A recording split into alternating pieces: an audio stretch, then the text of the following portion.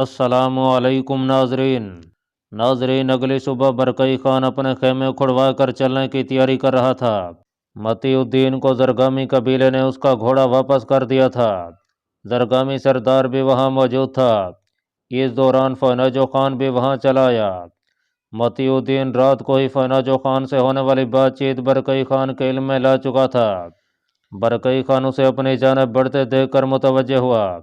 फनाजो खान ने आकर उसे हस्बे साबिक ताज़ीम दी और साथ चलने की इजाज़त तलब की।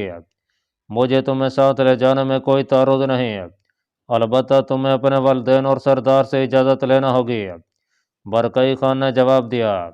फनाजो खान रात ही अपने बाप को इस सिलसिले में रजामंद कर चुका था। चुनाचे उसका बाप तेज़ी से आगे बढ़ता हुआ बोला, खानज़ादे, मेरी जानिब से इसे पूरी इजाज़त है। दरगामी सरदार ने भी उसकी तकलीद में रजामंदी का इशारा किया। ठीक है, मुझे कोई एतराज़ नहीं। बरकई खान अपना काम मुकम्मल कर चुका था। इन लोगों से मुसाफा करने के बाद उसने रवानगी इख्तियार की। फनाजो खान को एक ताकतवर घोड़ा फराम किया गया था। जब वो कूद कर उस पर सवार हुआ तो घोड़ा बुरी तरह से हिनहिना उठा। मतीउद्दीन की हंसी छूट गई, जबकि बरकई खान उसकी जानब देख कर मुस्कराने लगा। जरगामी लोग भी लुत्फ़अंदोज़ हुए। फनाजो खान ने अच्छी तरह संभल कर बैठने के बाद सबकी जानब हैरत भरी निगाहों से देखा और मामले को समझकर थोड़ा सा खफीफ हो गया। बरकई खान ने नारा बुलंद किया और घोड़ों का यह छोटा सा काफिला जरगामी बस्ती से निकलकर उर्दू ज़री के दारुल हुकूमत सराय की जानिब बढ़ने लगा। अंधेरा फैलने से पहले ही वो अपने तय करदा मकाम पर पहुंच गए थे। बरकई खान ने एक छोटे से चश्मे के दामन में पड़ाव डाला ताकि शब बसरी की जा सके। तमाम सफ़र के दौरान किसी को भी बातचीत करने का मौका न मिल सका था। फनाजो खान की खामोशी मतीउद्दीन को परेशान किए दे रही थी। वो उसकी जानिब बढ़ा। सिपाही खेमे गाड़ने में मसरूफ़ थे, जबकि बरकई खान खेमे लगाने वालों के पास खड़ा उन्हें हिदायत दे रहा था। खैरियत तो है इतनी खामोशी? फनाजो खान ने सर उठाकर उसकी जानिब देखा और धीरे से मुस्करा दिया। उसने इनकार में गर्दन हिलाई। कोई बात नहीं, खामखा परेशान न हो। थक गए हो क्या? हाँ, घोड़े की पीठ पर कभी इतना तवील सफ़र नहीं किया, इसलिए थकान महसूस हो रही है। इसलिए मैं कहता हूँ कि वज़न कम करने की कोशिश करो। अगर ऐसे ही फैलते रहे तो। वैसे मुझे इस घोड़े पर बड़ा तरस आ रहा है। सोच रहा होगा कि यह मुझ पर किस जुर्म की सज़ा लाद दी गई है। तुम बेफिक्र रहो, घोड़े को कुछ नहीं होगा। ये बड़ा सख्त जानवर है, और अगर इसे कुछ हो भी गया तो तुम्हारा घोड़ा किस मर्ज की दवा है? अच्छा, अभी तक तुम्हारी हरीसनी गाय मेरे घोड़े पर हैं। मतीउद्दीन आंखें निकालता हुआ बोला। फनाजो खान उसकी बात पर दीदे मटकाने लगा। अपने आप में रहो, मैं हुजूम का लिहाज किए बगैर ही भिड़ पड़ूंगा। मात खा जाओगे मतीउद्दीन। दोस्तों में मात कैसी? मतीउद्दीन बिगड़ कर बोला। फनाजो खान उसकी बात पर दांत निकालने लगा। खुद को कमज़ोर पाकर खूब बाढ़ निकाली है। देखो, मुझे गुस्सा न दिलाओ। इसी दौरान बरकई खान उस तरफ निकल आया। सिपाही खेमों के काम से फारिग होकर उनके लिए खाने का बंदोबस्त करने में मसरूफ़ हो गए थे। बरकई खान को देखकर फनाजो खान यकलक संजीदा हो गया। उसने ताज़ीम पेश की। बरकई खान ने उसकी हरकत को नापसंद करते हुए कहा, देखो फनाजो, इस ताज़ीम वगैरह की मुझे कोई हाजत नहीं। मैं कोई खुद पसंद या खुशामद परस्त शख्स नहीं हूँ कि बार बार ताज़ीम को हजम कर सकूँ।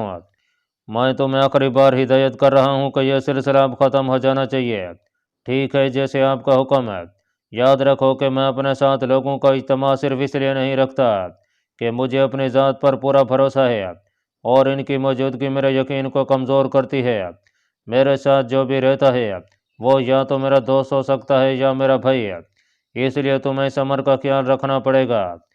अगर तुम इस पर रजामंद नहीं हो तो तुम मुझसे आगे निकल जाओ या मेरे पीछे पीछे सफ़र करो। सराय पहुंचकर मुझसे रब्ता कर लेना। मैं तुम्हारी हर जायज़ ख्वाहिश पूरी कर दूंगा। मैं अपनी हदूद से तजावुज़ नहीं कर सकूंगा। फनाजो खान दो टोक अंदाज में बोला। ठीक है, तुम मेरे हक़ में या आगे सफ़र करो। बरकई खान ने फैसला कुन लहजे में कहा। नहीं, ये हमारे साथ ही सफ़र करेगा। मतीउद्दीन ने फ़ौरन मुदाखलत की। बरकई खान ने उस पर तेज़ निगाह डाली। तुम अच्छी तरह जानते हो कि मैं इन हरकतों से आजिज़ हूँ।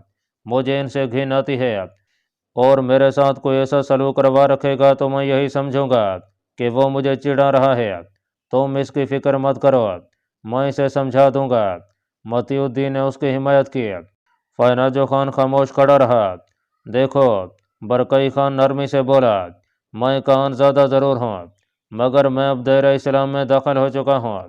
میں سب لوگوں کو اپنے برابر سمجھتا ہوں، میں کسی سے افضل والا نہیں، اور یہ عادت اسلام قبول کرنے سے پہلے بھی میرے اندر پائی جاتی تھی۔ اس پر میرا کوئی زور نہیں۔ میں نہیں چاہتا کہ تمہیں ناراض کروں، مگر یہ میری فطرت کا خاصہ بن چکی ہے۔ میں سمجھ رہا ہوں۔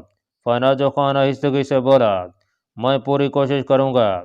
برکئی خان تھوڑی دیر تک اسے سمجھاتا رہا، پھر سپاہیوں کی جانب چلا گیا جہاں کھانا تیاری کے قریب تھا۔ متی الدین نے بھی فائناجو خان کو سمجھانے کی کوشش کی، وہ خاموشی سے اس کی باتیں سنتا رہا۔ ناظرین، 652 ہجری میں مجلس انتخاب اور امراء و عمائدین کے باہمی مشورے پر نومر سلطان ملک الاشرف موسیٰ کو منصب سلطانی سے معزول کرنے کا فیصلہ طے ہو گیا۔ نومر سلطان کو جب اس امر کی خبر ہوئی تو وہ خود اپنے خاص اعضاء کے ساتھ وہاں چلا آیا، اور اس نے استدعا کی کہ اسے یوں ذلیل و رسوا نہ کیا جائے، بلکہ وہ خود کاروبار حکومت سے دستبردار ہو جائے گا۔ امراء نے اسے معزول کرنے کی بجائے اس کی درخواست کو منظور کیا، اور اس نے بھرے دربار میں اپنی کم سنی اور امور اقتدار سے بیزاری کا عذر پیش کرتے ہوئے یمن کو روانگی کا مجدہ سنایا۔ ایوبی خاندان کے خیر خواہ امراء نے بہتری کوشش کی کہ وہ اپنا فیصلہ واپس لے لے اور اپنا مستقبل طریق نہ کرے۔ انہوں نے یہ بھی کہا کہ اگر اس پر کسی قسم کا کوئی دباؤ ہے تو وہ بیان کرے، اس کا سدباب کیا جائے گا۔ مگر سلطان اپنے فیصلے پر ڈٹا رہا اور اسی رات پوشیدہ طور پر یمن روانہ ہو گیا جہاں اس کے ننھیالی رشتہ دار موجود تھے۔ بلاد مصر میں ملک الاشرف موسیٰ ایوبی خاندان کا آخری حکمران ثابت ہوا۔ اس نے جاشن اگیر بک کے ساتھ 4 سال تک مشترکہ حکومت کی۔ اس کی دستبرداری کے ساتھ ہی بلاد مصر میں ایوبی خاندان کی حکومت کا باب ہمیشہ کے لیے بند ہو گیا۔ مجلس انتخاب نے طے شدہ منصوبے کے تحت تیسرے روز رئیس العساکر جاشن اگیر بک کو اپنا سلطان تسلیم کرنے کا اعلان کیا۔ اسے ملک المعز کا خطاب دیا گیا۔ جاشن اگیر بک کا تعلق بحری ممالک سے تھا۔ اس نے اقتدار سنبھالتے ہی بحری ممالک کو زیادہ قریب کیا اور ان کے اثر و رسوخ کا دائرہ وسیع کر دیا۔ ملکہ شجرت الدار کے حسن اور اعلیٰ ذہانت سے وہ بے حد متاثر تھا۔ اس نے کوشش کی کہ کسی طرح ملکہ شجرت الدار مستقل طور پر اس کا ساتھ دینے پر رضامند ہو جائے۔ ملکہ شجرت الدار ایک عرصے سے شاہی وظیفہ پا رہی تھی۔ وظیفے کی رقم سے اس نے قاہرہ میں ایک مدرسہ قائم کیا تھا اور اس کے پہلو میں ایک مسجد تعمیر کرائی تھی۔ فارس الدین اکتئی نے سلطان ملک المعز کی خواہش اس کے گوش گزار کی، جسے اس نے بڑی فراخ دلی سے قبول کر لیا۔ 652 ہجری میں ملکہ شجرت الدار نے سلطان ملک المعز سے نکاح کر لیا اور ایک بار پھر عنان اقتدار کی شریک بن گئی۔ سلطان ملک المعز چونکہ بے حد شجاع اور سپاہی قسم کا شخص تھا، اس لیے اس نے قصد کیا کہ وہ اپنی سلطنت کو وسعت دے گا۔ اس کی نگاہیں بلاد شرقیہ و شام پر جا رکیں جہاں ملک الناصر صلاح الدین یوسف خود مختار سلطان تھا اور ماضی میں اسے 2 بار ہزیمت اٹھا چکا تھا۔ ناظرین، برکئی خان کئی دن کی مسافت کے بعد اپنے چھوٹے سے قافلے کے ساتھ سرائے پہنچا۔ اس نے شاہی محل جانے کی بجائے شیخ نور الدین کے گھر کا رخ کیا تاکہ متی الدین کو غمزدہ باپ سے ملا کر اس کے دل میں پیدا ہونے والی غلط فہمی کا ازالہ کر سکے۔ اس نے اپنے سپاہیوں کو رخصت کیا اور فائناجو خان اور متی الدین کے ساتھ نور الدین کے گھر چلا آیا۔ فائناجو خان کافی حد تک بدل گیا تھا۔ اس نے کافی کوشش کے بعد خود کو یہ باور کرایا کہ برکئی خان صرف شہزادہ ہی نہیں بلکہ اس کا دوست اور بھائی بھی ہے۔ نور الدین اپنے گمشدہ بیٹے کو طویل عرصے کے بعد سامنے پا کر بے خود سا ہو گیا۔ اس نے متی الدین کو بھینج کر سینے سے لگا کر خود کو یقین دلایا کہ اس کے سامنے اس کا بیٹا حقیقتاً موجود ہے اور اس کی آنکھیں اسے جیتے جاگتے خواب نہیں دکھا رہی ہیں۔ یقین آیا تو اس کا دل برکئی خان کے لیے شکر گزاری کے جذبات سے معمور ہو گیا۔ برکئی خان باپ بیٹے کے ملن سے روحانی خوشی محسوس کر رہا تھا، جبکہ موٹا فائناجو خان ایک جانب لا تعلق کھڑا عجیب نگاہوں سے یہ منظر دیکھ رہا تھا۔ نور الدین نے ان سب کے لیے خاطر مدارت کا اہتمام کیا۔ وہ یوں بھاگ بھاگ کر ہدایت دے رہا تھا جیسے اس کی بوڑھی ہڈیوں میں پھر سے جوانی پلٹ آئی ہو۔ برکئی خان تکلفات میں نہیں پڑنا چاہتا تھا، مگر وہ نور الدین کی اجازت کے بغیر وہاں سے رخصت بھی نہیں ہو سکتا تھا۔ مجبوراً وہ قہوے کے دور تک وہیں رکا رہا۔ اس دوران کئی موضوعات چھڑے۔ نور الدین نے اچانک کونئی خان کے قتل کا معاملہ چھیڑ دیا، جس میں برکئی خان کا نام لیا جاتا رہا تھا۔ متی الدین بھی کونئی خان کے نام پر چونک اٹھا اور طرح طرح کے سوال کرنے لگا۔ برکئی خان کونئی خان کے قتل کے بارے میں جاننے کے بعد بخوبی سمجھ گیا کہ یہ معاملہ کیا ہے۔ کان اعظم باتو خان نے اسی مقصد کے لیے اسے منظر سے ہٹایا تھا کہ کونئی خان کو ٹھکانے لگایا جا سکے۔ جب نور الدین نے کونئی خان کے قتل کے الزام میں اس کی بیٹی گل بکوز کی گرفتاری اور اچانک اغوا کے بارے میں بیان کیا تو متی الدین کا دل ایک لمحہ کے لیے اچھل کر حلق میں آن اٹکا۔ برکئی خان نے سنجیدگی کے ساتھ پورا واقعہ سنا۔ اسے قصر شاہی پہنچنے کی جو عجلت تھی وہ ختم ہو چکی تھی۔ کافی دیر تک ان کے درمیان گفتگو کا سلسلہ جاری رہا۔ کچھ سوالات اٹھتے تو پھر ان کی وضاحت کا آغاز ہو جاتا۔ اسی طرح شام کا وقت ہو گیا۔ برکئی خان نے فناجو خان کو متی الدین کے پاس قیام کرنے کی ہدایت کی اور خود شاہی محل کی جانب روانہ ہو گیا۔ وہ باتو خان سے اس سلسلے میں ضروری امور پر بات کرنا چاہتا تھا۔ متی الدین گل بکوز کی گمشدگی پر گھلا جا رہا تھا۔ اگر کوئی اور موقع ہوتا تو شاید وہ اس وقت گھر کی دل ہی عبور کر چکا ہوتا۔ اتنے عرصے کے بعد گھر واپس لوٹنے پر وہ گھر والوں کے حصار میں پھنس کر رہ گیا تھا۔ شیخ نور الدین اس دن خوشی سے پھولا نہیں سما رہا تھا۔ فناجو خان کے لیے یہ سب کچھ نیا نیا سا تھا۔ وہ خاموشی سے سب کچھ دیکھتا رہا۔ ناظرین، ایک شام سلطان ملک المعز دربار کے شاہی امور سے فارغ ہو کر باہر نکلا تو دربار کے باہر موجود محافظوں نے اسے اپنے نرغے میں لے لیا۔ یہ حفاظتی لحاظ سے ایک قدم تھا کہ کوئی سلطان کے قریب پہنچ کر اس پر حملہ آور نہ ہو جائے۔ سلطان اپنے محافظ دستے کے ساتھ ابھی چند قدم طے کر پایا تھا کہ سامنے کی جانب سے 30 آدمیوں کا ایک گروہ اس کی جانب بڑھا۔ وہ سفید لباس اور سفید عماموں میں ملبوس تھے۔ سلطان انہیں اچانک سامنے پا کر پریشان دکھائی دینے لگا۔ اس نے وہیں رک کر محافظ دستے کے امیر کو ان کی جانب بھیجا کہ وہ ان سے آنے کی وجہ دریافت کریں۔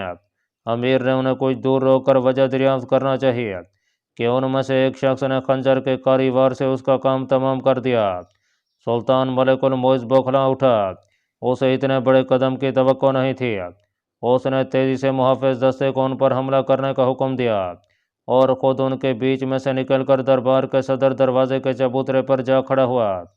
محافظ دستہ، جس کی تعداد 40 کے لگ بھگ تھی، اپنی اپنی تلواریں سونت کر ان پر حملہ آور ہو گیا۔ وہ گروہ پہلے سے ہی صورتحال کے مطابق منصوبہ بندی کر کے آیا تھا۔ انہوں نے محافظوں سے لڑائی میں پوری شجاعت و جان فشانی کا مظاہرہ کیا۔ تھوڑی ہی دیر میں محافظ دستہ کمزور پڑتا دکھائی دینے لگا۔ یہ دیکھ کر سلطان ملک المعز کی جان پر بن آئی۔ اس نے چبوترے پر کھڑے کھڑے دیگر لوگوں کو مدد کے لیے پکارنا شروع کر دیا۔ دربار کافی دیر پہلے برخاست کیا جا چکا تھا، اس لیے وہاں کوئی دوسرا شخص موجود نہیں تھا۔ اسی دوران ایک شخص اس گروہ کے عقبی جانب آتا دکھائی دیا۔ وہ شکل و صورت سے متوسط طبقے کا فرد معلوم ہوتا تھا۔ وہ جو ہی اندر کی جانب مڑا تو وہاں کچھ لوگوں کو متصادم دیکھ کر ٹھٹک گیا۔ صورتحال کی نزاکت کا اندازہ کرنے میں اسے زیادہ دیر نہ لگی۔ اس نے اپنی تلوار نکالی اور نعرہ لگاتا ہوا تیزی سے سفید پوشوں کی جانب بڑھا۔ سفید پوشوں نے اپنے عقب میں نعرہ کی آواز سن کر ادھر توجہ کی اور وہاں صرف ایک شخص کو پا کر کسی خاص رد عمل کا اظہار نہ کیا۔ ان کی ساری توجہ شاہی محافظوں پر مرکوز تھی۔ اس شخص کے قریب پہنچنے پر ایک سفید پوش اپنے ساتھیوں سے الگ ہو کر اس کے مقابلے پر آیا۔ نووارد شمشیر زنی میں مہارت رکھتا تھا۔ اس نے چند سانتوں میں اس سفید پوش کا سر تن سے جدا کر دیا۔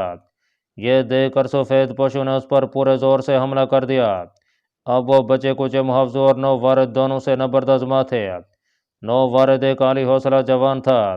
اس کی ہمت و شجاعت دیکھ کر محافظوں کی کمزور پڑتی ہمت بھی بحال ہو گئی۔ سلطان ملک المعز یہ سب دیکھ رہا تھا۔ نووارد کی مہارت دیکھ کر اس کے لبوں سے بے اختیار تحسین آمیز جملے نکلنے لگے۔ چند ہی ساتوں میں بازی پلٹ گئی۔ 22 سفید پوش ہلاک کر دیے گئے، جبکہ 8 کو زخمی حالت میں گرفتار کر لیا گیا۔ محافظوں میں سے آدھے سے زیادہ ہلاک ہوئے۔ नौवारद की अचानक आमद से सुल्तान मलिकुल मुइज़ की जान बच गई थी। ये सफ़ेद फौज बातनी फिदई थे जिन्होंने बलाद मिस्र में दोबारा फातमी हुकूमत कायम करने की कसम खा रखी थी। ये लोग ऐसे ही अचानक रईसान और इमादीन सल्तनत को हलाक किया करते थे। सुल्तान मलिकुल मुइज़ कहरा में इनकी मौजूदगी से बेखबर रहा, जिसके बायस वो एक नाकाम हमला करने में कामयाब हो गए थे। गिरफ्तार किए गए बातनी मुजरमों को सरेआम सजा दी गई और उनकी गर्दनें उड़ा दी गईं। बातनियों से फारिग होकर सुल्तान मलिकुल मुइज़ ने हुस्न और वरद को अपने शाही महल में तलब किया, जिसकी बर वक्त आमद की बदौलत वो बातनी शर से महफूज रहा था। वो अजनबी जब उसके सामने लाया गया तो उसने ताज़ीम दी और मुअद्दिबाना अंदाज में खड़ा हो गया। नौजवान, तुम कौन हो? सुल्तान ने सवाल किया। सुल्तान मोहतरम, मैं एक ग़ुलाम हूँ और मेरा नाम महमूद है। अपने आका अहमद अब्दुल्ला कतोजी के हमरा यमन से तिजारत की गर्ज से यहाँ आया हूँ। तुम इस वक्त दरबार की जानब क्या करने आए थे? सुल्तान मलिकुल मुइज़ ने सवाल किया। मैं अपने आका की हिदायत पर आज सुबह को सामान बाजार ले गया था और वहाँ के एक ताजर से बातचीत के बाद उसे बेच दिया। उसने रकम की अदायगी में कुछ मोहलत तलब की। मैंने उसे ज़ोहर तक की मोहलत दी कि इसके बाद मेरे आका ने वापसी इख्तियार करना थी। ज़ोहर की नमाज के फ़ौरन बाद मैं उसके पास पहुँचा कि रकम लेकर रवाना हो सकूँ, तो उसने बेईमानी इख्तियार की और मुझसे माल तक लेने से मुनकर हो गया। मेरे पास उसका लिखा हुआ एक कागज़ महफूज था जो उसने सुबह मुझे लिख कर दिया था। मैंने उसे बार बार दयानतदारी की तरगीब देना चाहिए, मगर वो आग बगोला होकर मेरे साथ लड़ने भिड़ने पर उतर आया। ये देखकर मैं शिकायत की नीयत से कोतवाल शहर के पास पहुंचा। उसने सारा माजरा सुनने के बाद उसी ताजर की हिमायत की और मुझे खामोशी से वापस लौटने का मशवरा दिया। मैंने वहां से निकलकर काजी के पास शिकायत की कोशिश की, मगर मालूम हुआ कि वो अपने अमूर निपटा कर घर जा चुके हैं। मुझे इस दौरान कुछ और सुझाई नहीं दिखाई दे रहा था। अपने आका को इस अमर की खबर देते हुए भी शर्मिंदगी महसूस हो रही थी। मैंने सोचा कि क्यों न दरबार आलिया से बराह रास्त रजू करूँ। इस नियत से मैं दरबार की जानिब निकला, मगर वहाँ कुछ और ही मामला पाया। मैं तुम्हारा शुक्रगुजार हूँ कि तुम्हारी आमद से फितना का फौरी सद्देबाप हो गया, वरना न जाने क्या हो जाता। मेरे लिए तो तुम मदद खुदा बंदी बन कर आए हो। सुल्तान मलिकुल मुइज़ ने कहा। तुम उस ताजिर का नाम मेरे हाजिब को लिखवा दो, मैं इस मामले को खुद देखूंगा। दूसरा, अपने आका की क़यामगाह के बारे में बाखबर कर दो ताकि उसे इतला पहुंचाई जा सके कि तुम इस वक्त कहाँ हो। महमूद एक यमनी रईस अहमद अब्दुल्ला कदोजी का ग़ुलाम था, जिसने उसे यमन के बाज़ार से ख़रीदा था और तिजारत के लिए इन दिनों मिस्र आया हुआ था। महमूद का ताल्लुक़ ख़्वारज़म के शाही ख़ानदान से था और वो आखिरी सुल्तान जलालुद्दीन ख़्वारज़म का भांजा था। तातारियों ने उसे 9 उम्र में गिरफ़्तार करके दूसरे 9 उम्र कैदियों की तरह ग़ुलामों की मंडी में बेच डाला था। उसने अपने वलदैन को तातारियों के हाथों मौत के घाट उतरते देखा था और तातारियों की बर्बरियत से खौफजदा था। अब्दुल्ला कतोजी को उसे ख़रीदने के बाद जब उसके ख़ानदानी पस मंज़र का इल्म हुआ तो उसने महमूद की तरबियत में कोई कसर ना छोड़ी और तमाम दुनियावी और दीनी इल्म की तालीमात दिलाई। वह उसे ग़ुलाम समझने की बजाय बेटों की तरह अजीज़ रखता था। सुल्तान मलिकुल मुइज़ ने अहमद अब्दुल्ला कतोजी को तलब किया और तमाम मामले की छानबीन होने के बाद ताजर से सामान की रकम दिलवाई और ताजर पर बददियानती के जुर्म में भारी जुर्माना भी आयद किया गया। सुल्तान मलिकुल मुइज़ ग़ुलाम महमूद की शुजाअत और बहादुरी को अपनी निगाहों से मुलाजा कर चुका था, इसलिए वो उससे खासा मुतासर था। उसने अहमद अब्दुल्ला कतोजी से उसके बारे में दरियाफ्त किया। जब उसे यह मालूम हुआ कि इस ग़ुलाम का ताल्लुक़ सल्तनत खेवा के शाही ख़ानदान से है तो उसके दिल में महमूद की कदर व मंज़लत और बढ़ गई। उसने उसी लम्हे फ़ैसला कर लिया कि वो अब उसे अहमद अब्दुल्ला कतोजी के पास नहीं रहने देगा। लिहाजा एक खतीर रकम के एवज़ उसने महमूद को ख़रीदने का इरादा ज़ाहिर कर दिया। अहमद अब्दुल्ला कतोजी सुल्तानों के मिजाज से खूब वाकिफ़ था। वो ना चाहते हुए भी उसे सुल्तान के हजूर तोहफ़तन पेश करने पर मजबूर हो गया। वह उसे बेटों की तरह चाहता था, लेकिन उसे मालूम था कि अगर उसने इनकार की जुर्रत की तो सुल्तानी मिजाज बरहम भी हो सकता है। लिहाजा महमूद से दस्तबरदारी के अलावा और कोई चारा नहीं था। सुल्तान ने उसकी दिलजोई के लिए खासी रकम नज़र की और यूँ महमूद सुल्तान के हाशिया बरदारों के सब में शामिल कर दिया गया। علوم دینی و دنیاوی میں خاص لیاقت رکھنے کے باعث جلد ہی محمود سلطان کا معتمد خاص بن گیا۔ اس کا خاندانی نام سیف الدین بحال کیا گیا۔ اس نے اپنے نام سیف الدین کے ساتھ اپنی غلامی کی یادگار محمود کو بھی برقرار رکھا۔ سلطان ملک الموج اسے اکثر قطوزی کے نام سے بھی پکارا کرتا تھا، جو کہ اس کے آقا کے قبیلے کا نام تھا۔ اس نے اس پر کوئی اعتراض نہ کیا، بلکہ آقا کی نسبت کو بھی اپنے نام کے ساتھ جوڑ لیا۔ مملوک امراء سیف الدین قطوزی کو اچھی نگاہوں سے نہیں دیکھتے تھے، البتہ اس کی لیاقت و قابلیت کے معترف تھے۔ 653 ہجری کے اواخر میں سلطان ملک المعز نے سیف الدین محمود قطوزی کی قابلیت و لیاقت کو دیکھتے ہوئے اسے اپنے بیٹے کمسن نور الدین کا طلیق مقرر کیا۔ سیف الدین محمود کو جب یہ منصب حاصل ہوا تو اس کے اختیارات کا دائرہ مزید وسیع ہو گیا۔ وہ کچھ عرصہ پہلے تک محض ایک بے اختیار غلام ہوا کرتا تھا، مگر اب مصری و مملوک امراء کے طبقے میں سب سے زیادہ باعزت و با اختیار شخص بن چکا تھا۔ اکثر مواقع پر امراء کی جماعت بھی اس کی مدد حاصل کرنے پر مجبور ہو جایا کرتی تھی۔ ناظرین، برقی خان صورتحال کو مکمل طور پر سمجھ چکا تھا کہ اسے سرائے سے باہر بھیجنے کا اصل سبب کیا تھا۔ وہ نور الدین کے گھر سے نکلنے کے بعد سیدھا زرعی خیل منگولوں کے کان اعظم اور اپنے بڑے بھائی باتو خان کے پاس چلا آیا۔ باتو خان اسے سامنے دیکھ کر جہاں خوش ہوا تھا، وہیں اس کے چہرے پر پریشانی بھی بکھر کر رہ گئی تھی۔ برقی خان کا چہرہ ہر طرح کے تاثر سے عاری تھا۔ میں آپ سے صرف یہ جاننا چاہوں گا کہ آپ نے کس وجہ سے مجھے اتنی دور بھیجا تھا، جبکہ وہاں آپ کے بیان کردہ حالات جیسی کوئی صورتحال نہیں تھی۔ برقی خان نے لب کشائی کی۔